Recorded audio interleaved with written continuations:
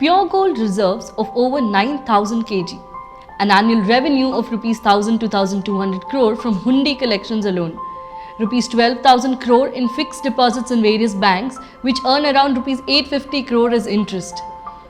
These colossal numbers offer but a glimpse into the riches of the richest deity on earth, Sri Venkateswara Swami of Tirupati. But what did it take for the Tirupati temple to accumulate such giant wealth? In short, how did it get so rich? This has been explained well in an academic paper by Bertenstein, who looked at how the royalty back in the day, especially the Vijayanagara kings, funded and managed the temple so as to turn it into a treasure trove.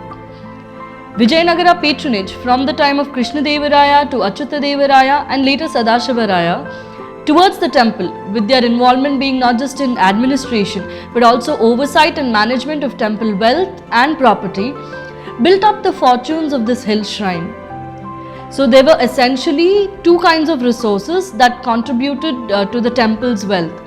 One was land grants and the second were monetary endowment or donations. Land grants were of various types, from land that could be fully managed by temple authorities to those where a majority of the crop would go to the temple and a small part to the cultivator. There was also land in which a small section of the income went to the temple. But 4 decades of Krishnadevaraya's rule alone saw almost 100 villages added to this kitty of grants. Next came large monetary endowments or donations. Usually these donations were in lieu of some ritual to be performed at the temple, and the temple could invest this money and use the returns for its needs. So what is key here is that the temple functionaries and local merchants themselves invested in the economic ecosystem, made large monetary endowments, often surpassing state or royal investment. For instance, between 1542 and 1568, the contribution of the citizens and merchants of Tirupati was 8% more than that of the royals, and that of the temple functionaries was 3.5% more. So while the royals perhaps contributed to make a political statement, the merchants and citizens did so to enrich this ecosystem.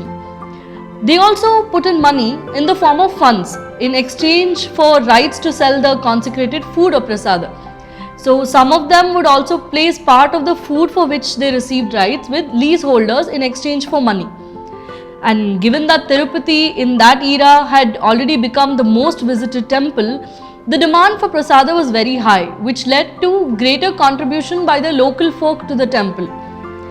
At about 1509 and thereafter, 1/4 of all endowments to the temple was from contribution by temple functionaries themselves. So this combination of village or land grants and monetary contributions allowed the temple authorities to invest in long-term capital expenditure and nurture an economically vibrant ecosystem around the temple region. In this way, the temple instituted a virtuous cycle of endowment, investment, trade, and attractive rituals while also benefiting the devotees. But jump 4 centuries ahead and you have tales of inscriptions sandblasted, land given away to no return, mismanagement of funds. The list is endless. How nice would it be to take a life out of history, to see how the Rayas and their men managed to embellish and empower a temple and replicate that model so that we have many more reasons to celebrate this Indic way of life.